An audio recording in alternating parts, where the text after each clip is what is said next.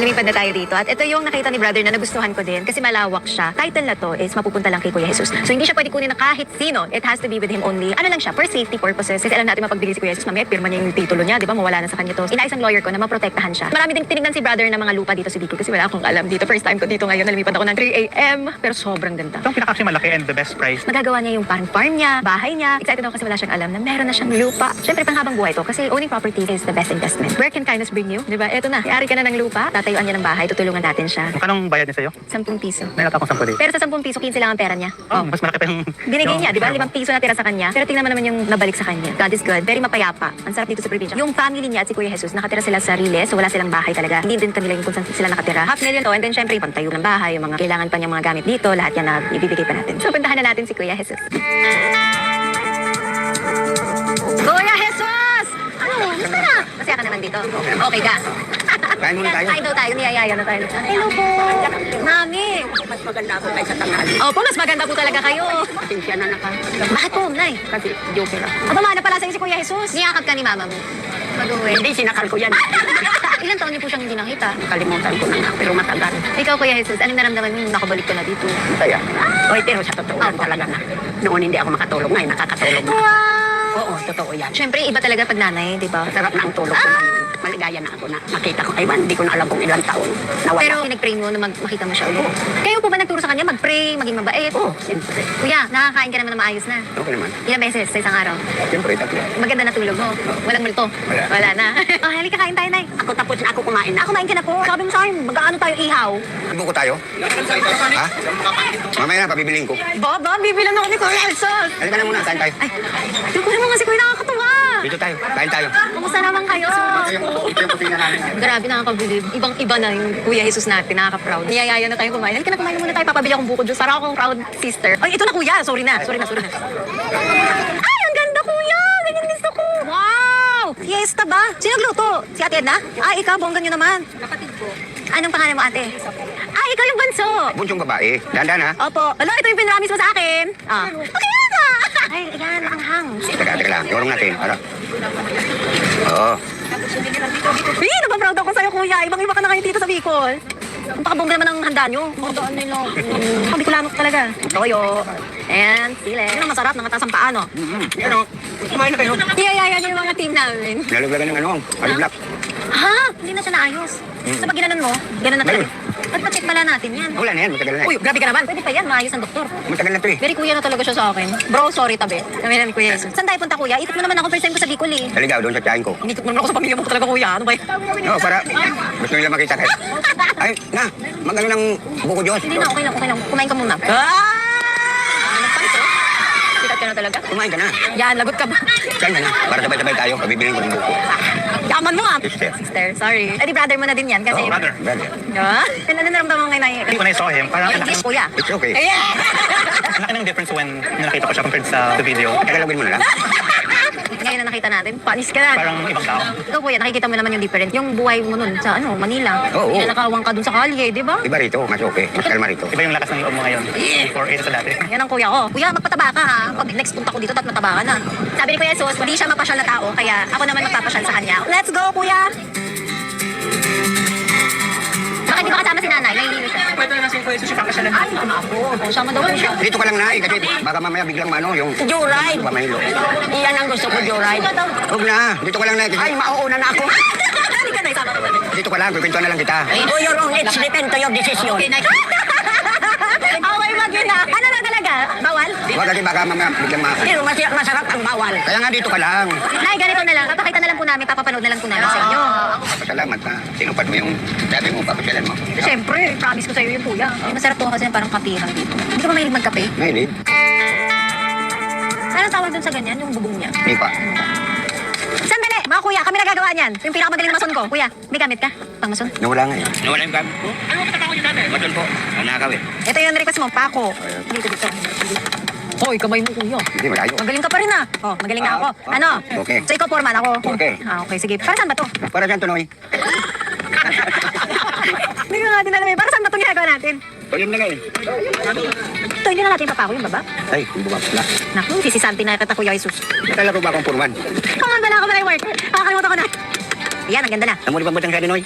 Anong salita yun? Bicol po. Wala, ang cute! Ano sa manok? Ay, gano'n. Tapos lalaki to. Oo, lalaki. Anong pangalan yan? Baboy nga. Eh, baboy 1, baboy 2, baboy 3. Kailangan may pangalan yung mga yan. Pangalan, lagyan mo. Huwag na lagyan, pangalan. Baka makatayin mo yan, ha? Hindi. Papadamihin yan, kuya. Paano pag umuulan, yung bunga bagyo? Saan ka? Sa mga gilid ng building. Ay, may bubong. Paano ka nakakain nun? Nalilipasan ka ng gutom, no? Eh, tinitik lang muna. Halad. Yan hindi siya, bro. Jesus ang pangalan mo. J-E-S-U-S. Ang ganda ng wallet ni Kuya, oh. Papaguhin yung pangalan lang. Magkano nga binigay mo sa akin noon? Naalala mo ba yun? Oo, 10 piso. Ngayon, magkano bibigay mo sa akin? Yan, kayo na. Lahat. Kami din, ganyan si Kuya Jesus. Pag humingi ka, ibibigay niya talaga lahat, ganyan. Papakaganante mo. Hindi, kuha na lang 10 ko. Sige na, kayo na. Para mabili ng buko. May tanong ako sa'yo. Ano napundar mo? Wala, hanggang ano lang, mabili ng damit, pantalon, yun, pagkain. Yun lang, Pero ano yung pangarap mo? Nagtrabaho ka, anong gusto mo mabili? pag nakaipon, bibili na lang. Anong bibilin mo? Yung magugustuhan ko na, Na damit? oo. Di ba ba naisip yung mga lupa? Magandang ganun, no? Pwede yung gano'n, lupa na may matataniman. Parang ganito, di ba? Oo. Mga tataniman mo. Bilangin nga natin magkano na yung pera natin. 20, 30, 40. Ito lang mo, kung magkano na to? 45. Ano mabibili natin dito? Eh, yung sabi mo nga, buko eh. Abo ko ba? Ako ba? Akala ko kasi lupa na bibili natin. Ay, ganito Kuya Jesus, may gusto ako sabihin sa'yo. Pumunta ako dito para pasyalan ka, pero meron pa. Di ba mahilig ako mag-surprise? Anong tingin mo surprise ko ngayon? Hindi ko makita eh. Hindi mo makita. Ala, ayan. Yan. Gusto mo malaman ko anong surprise ko sa'yo? Ano yun? Meron akong nabiling baboy at manok. Saan may lalagay? Andyan na, yun nakalagay na eh. Wala, hindi mo atin yan eh. Siyempre tatanggalin natin yan mamaya. Eh, siyempre, ibabalik. Eh, meron pa ako isa pang sorpresa. Ano yun? Kung tinatayuan natin, pwede tayo magtanim. Pwede. Alam mo bakit? Oo. Binili ko na po itong lupang to para sa'yo. Lupa mo na to. Ito? Kaya kinuha ko ID mo, binili na po natin ito. Lahat, ito, yan, lahat yan sa'yo. Gagawa tayo ng bahay mo. Ah! Anong plano natin dito? Ibibigay namin sa inyo yung titulo. Nakapangalan ito sa'yo. Oh. Regalo po namin ito sa'yo. Masaya ka naman po ba? Masaya naman. May lupa ka na! Iba ka na! Ako bahala sa'yo. Sabihin mo sa akin kailangan natin para makagawa tayo ng bahay mo dyan. Tapos lalagay pa tayo marami pang hayop. Mga alaga muna natin yan. Tapos magtatanim tayo dito. Pwede. Oh, ano pang gusto mong gawin? Di mo ba nagigets, kuya? Sa'yo na Wala yan. na. Ito? Oo! Sa'yo yan! Maraming salamat. Saan tayo magtatayo ng bahay? Doon, sa may gilid ng kalsada. Doon ang bahay mo. Oo. Pero kukuha tayo ng mga tutulong sa'yo, hindi pwedeng ikaw nang gagawa. Oo. Kailangan pa, bus-bus ka na lang, foreman, ganun, ha? Dadamihan pa natin yan. Kambing, baka, anong gusto mong hayop pa? Palaka? Baka. Baka. Ayaw mo palaka? Ayoko. Tapos pag nag-asawa ka, tira mo na dito. Oo. Pag nagkaanak ka, saan mo titira? Dito rin. Masaya ka naman. Oo. Mula sa mga kapatid mo, 5 to 10 minutes lang. Malapit lang siya. Galing sa amin. Doon. May kuryente, lahat na. Bukas linisin na natin yan. Oo. Bayad na yan, ha? Wala kang utang. May kwarto kaya ako dyan. Eh, siyempre, mayroon ka rin dyan. Aba, alam mo na bang gagawin yung plano natin? Mag-aipon ng pambili ng mga kahoy. Ako nga magbabayad. Wala kang ipunin. Ako na lahat. O, ilinisin mo O, na. linis. Tapos sabihin mo lang sa akin, lahat po. Wala kang kailangang gastusin. Wala kang kailangang ipunin. Oo. Kuya. Basta buo mo na lang yung bahay mo. Ay, sino? Nasaan yung mga kapatid mo? Sabihan na natin. Ano, kwento mo sa kanila. O, sabihin natin. 1, 2, 3. O, binigay na sa akin itong lupa. Ay, aba. May hectare. Ang swerte mo naman, kuya. Thank you po, Ma'am Ivana. At pati lang yun. Hindi lang yun. Ano nga ano? Yung pampatayo dyan, akong bahala. Walang iisipin. Tatayo ng bahay. Tapos lalagay tayo ng taniman, dadagdag tayo ng maraming hayop. Thank you po. Yan ang magiging negosyo mo. Yung mga hayop, paparamihin mo yan. Para may libangan talaga siya. Alagaan mo yung mga baboy mo, saka yung Oo, manok. masaya. Masaya ako, masaya. Ay, wow. Thank you, Lord. Thank you, Lord. Thank you po kay Ma'am Ivana. Parang nagulat ka na hindi mo in-expect. Eh, siyempre. Hindi mo akalain kasi sobra-sobra po yung tulong nyo. Kaya hindi po namin akalain talaga. Eh, sino ang kasama mo titira dito? Yung mga pamangkin ko. Grabe ang hirap na dinanas mo sa buhay. Grabe ang laban mo. Tapos ngayon, may ari ka na ng lupa. Oo. Kalahating milyon. Sa'yo. In-expect mo ba sa buong buhay mo magkakaroon ka ng malaking lupa na ganito? Hindi naman, hindi ko. Grabe talaga si Lord, no? Oo. Oh, pero huwag mo na ipamigay yung mga kahoy natin, ha? Pag nagpadala tayo ng mga kahoy na dito. Oo. Promise, ha? Oo. Bubuin muna natin yung bahay. Tapos yung mga hayop mo, pag dumami, pamigay mo kung gusto mo. Pero kailangan negosyo. Negosyo muna tayo. Dapat kumita. Oo. Masarap magbigay. Kasi mahilig din ako mamigay. Pero kailangan, meron ka rin sa sarili mo. Oo. Tingin ka dun. Tumingin ka. Ano? Si Lord. Nanonood siya sa atin. May mga camera siya. Oo. Ngayon, hindi ka na pwede mag-solo flight. Hindi na. Pangako yan, ha? Oo. May ano na, papadala ko, hindi man ako makakapunta. May papadala po ako. Babantayan po natin siya. Habang buhay. No? Apo. Walang iwanan. Oo. Ba't parang natutulala ako, kuya? Hindi na, hindi ka makapaniwala eh. Oo. Pwede pa yakap? Oo. Mama ko kubo, gusto ko ganun yung mimita, yung kanina. Gusto ko ganun yung Oo. kuya, ha, pangako mo sa akin. Promise ko. Oo. Ano kayo masasabi ng nanay mo? Siyempre, magugulat din yun. Oo. Matutuwa yun. Hindi mo sinama eh. Umulan kasi. Kulang na lang asawa para hindi ka na solo flight. Sa mga nasa Pulangge, hindi kasi marunong mag-Facebook to, mag-chat sa cellphone. Kayo na lumapit kay Kuya Jesus. Ano yung mga tipo mo? Siyempre, maganda. Mabait. Wait, ilang taon? Medyo bata-bata naman. Okay ba yung mga 50 years old? Matanda na yun. 40. Ayun, parang ganon. Mga 40. Okay sa'yo, may anak? Okay lang. Okay sa'yo. Galing magluto. Ayun. Ayun. So sa mga interesado po, saan ka kontakin? Dito na lang sa kapatid ko. Kontakin nyo si Ate Edna. Bahay nyo po. Wala kayong tipo nun. Anytime pwedeng kunin na yun. Ito talaga, never na makukuha sa'yo. Kasi pangalan mo yan. Nakalagay doon, Jesus, Paraboles. Hindi makapaniwala. Oo nga, hindi nga ako makapaniwala. Hindi ko naisip yun eh. Ganun talaga kuya pag mabait. Pagpapalain ka talaga ng Diyos lang. Hindi mo inisip na yung ibabalik niya sa'yo, higit pa sa pinapangarap mo. Yung pangarap niya, gusto lang niya makabili ng gamit, yun pa yung ano niya. Tapos ito na, sobrang blessed talaga. Pwede ba tumapang ako sa lupa mo, ha? Okay. Ano, pasalubong mo sa akin? Ikaw, talong. Wala, baby pa. Wala pang bunga eh. Tawa ka marami, ha? Makakuha ko from Kuya Jesus, pera. Balik ko kaya para may barya ka. Hindi na, huwag na.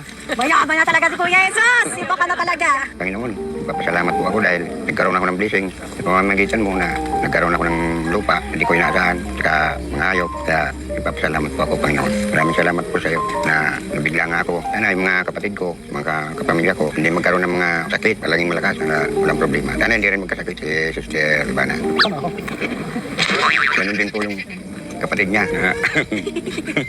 Sana hindi magkasakit. Maraming salamat Lord na pinagtagpo mo kami ni Kuya Jesus. Hindi man namin inaasahan na mangyayari ito. Dati, hirap na hirap siya. Grabe ka Lord na ito ay galing sa inyo. Pinagtagpo mo kami, yun pala may purpose ka. Sana, humaba pa ng todo-todo ang buhay ni Kuya Jesus. Magkaroon siya ng masayang pamilya. Magkaroon siya ng asawa, maraming anak. Ma-enjoy niya ang kanyang bagong laban sa buhay. Sana, tumagal din ang buhay ng mga kapatid niya, ang nanay niya, lahat ng mga minamahal niya. Pagpalain mo pa silang lahat. Good health for everyone. Sana, dumami pa ang mga katulad ni Kuya Jesus. Maraming salamat dahil may natutunan talaga akong lesson kay Kuya Jesus na babaunin ko buong buhay. In Jesus' name, amen. Congratulations, Kuya Don Jesus is in the house. Pagbalik ko Don Jesus, ha? Kailan may kubo na? Oo, tsaka yung mga tanim, tsaka marami ng hayop natin, ha? Oo. Paparamihin mo, ha? Oo. Pangako yun. Oo. Hindi ka na solo flight. Hindi na. Ano? Anong flight ka na ngayon? Pamilya. Family flight.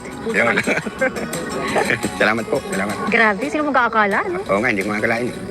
Tinitingnan tayo niyan kung anong ginagawa. Paano kung masama tayo? Eh, siyempre, parurusahan tayo. Meron kaming magiging computation monthly, yung mga gagastusin natin sa pampatayo dito. Okay po sa inyo yan? Opo. Kuya Jesus, okay po. May isa pa akong kwento. Alam niyo ba, ang pangalan na may-ari nitong lupa na to is pangalan niya Jesus. Ano sa'yo talaga. Hindi ako nagjo-joke kayo, may-ari ng lupa. Nakita ko po sa titulo, Jesus ang pangalan niya, pero namatay na po siya. So si mamang nagbenta. Para sa'yo talaga to. Sa dami-daming pangalan, Jesus pa ang pangalan may-ari. Tapos ngayon, ang bago may-ari, si Kuya Jesus. So anyways, ito, 20,000 mo nang bibigay mo na ako pang simulan nyo, pang mga linis-linis. Tapos andito pa rin ako. Siyempre, tatayuan pa natin yung bahay. Ito, hawakan mo na. Huwag mo ipapamigay sa ibang tao, ha? Pang simula mo na yan. Kukontakin nyo lang ako. Alam niyo naman po yung number namin. Aba, pero walang laman. Binigay na sa akin, may laman na yan. Nangako po ako ng pera, syempre, nung sa vlog ko, sabi ko may 100,000. Ito po ay 500,000. Para lang alam niyo po, hindi pa rin ako tatapos ng tatayuan natin. Bibigyan kita ng negosyo dito, yung pwede mong pagkakitaan. Ayoko po kasi nabigyan kita ng 100,000. Biglang naubos na yung pera, nagkamali ng gastos. Gusto ko tuloy-tuloy habang buhay. Meron ka nang naipon. Meron ka naipundar. Dito ba? Yan, baka mahulog ka. Oo nga, tama. Tama naman, kuya. Pag nahulog ako, puntahan mo ko, ha? So yun, gusto ko syempre, panghabang buhay at gusto niyo din po. Okay po yun. Ayoko na mabalik ulit si Kuya Jesus sa Manila. Ayokong maghanap ulit siya ng trabaho dahil naubos yung 100,000. Okay po ba yun, Kuya Jesus? Ayos ba? Yun ang the best. Ngayon, meron na tayong magiging monthly expense natin. Isesend nyo sa akin yung mga presyo ng kahoy, yung mga kailangan, bubong, lahat yan, ha? Message nyo lang ako. Maraming salamat po. Ako ay lilipad na. May flight pa po ako. May trabaho pa po ako. Magkikita pa tayo at grabe, swerte nyo sa kuya. Thank you, Lord. Maraming salamat, Sister Ivana.